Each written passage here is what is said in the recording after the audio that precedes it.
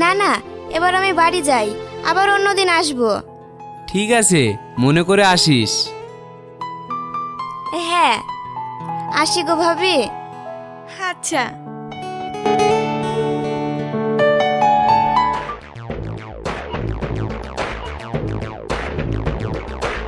কি ব্যাপার, আজ হঠাৎ ওই পাড়ার মাল এই পাড়ায়?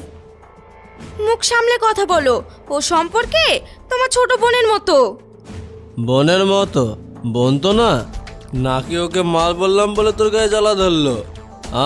কিরে, বল বল। ছি, তোমার লজ্জা করে না বইয়ের টাকায় মদ খেতে? তুমি জানো ওই টাকাগুলো একজনকে দেওয়ার জন্য আমি কত কষ্ট করে জমিয়েছিলাম, আর তুমি কি করলে? সেই টাকাগুলোই চুরি করে মদ গিলে আসলে। দাঁড়া দাঁড়া, আমি যে টাকাটা চুরি করেছি সেটা তোকে কে বললো? নিশ্চয়ই তোর ওই গুণদার মেয়ে।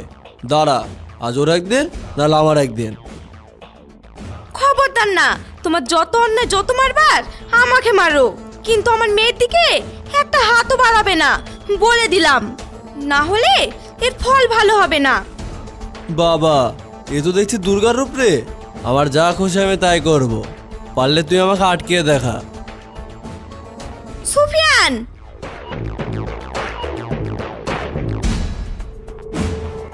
এই গেট খোল, খোল বলছি। আমিও দেখছি তুই কত বড় বাপের বেটি।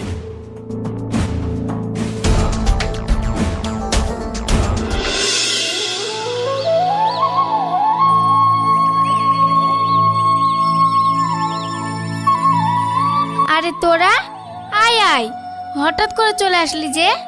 অনেকদিন তোমাদের দেখিনি তো, তাই এলাম।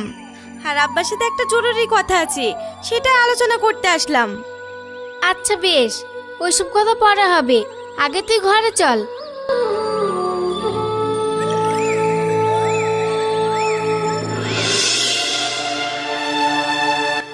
সবই তো বুঝলাম, কিন্তু এখন কি আর করবি বল?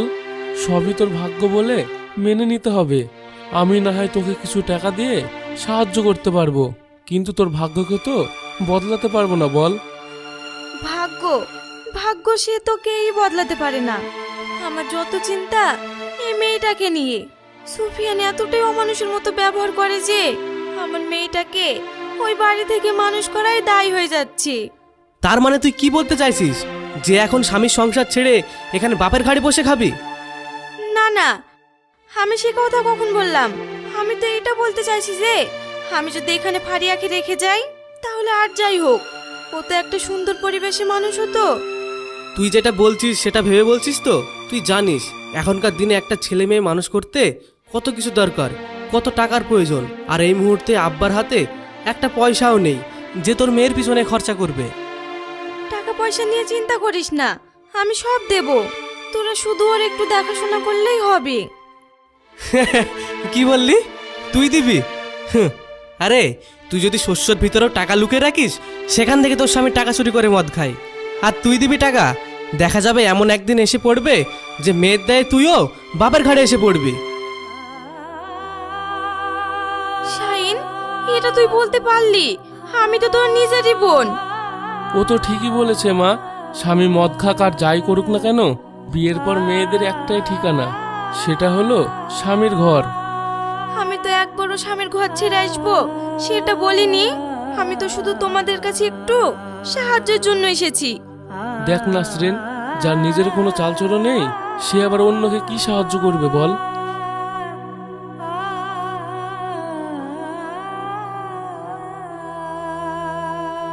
হো, বুঝেছি।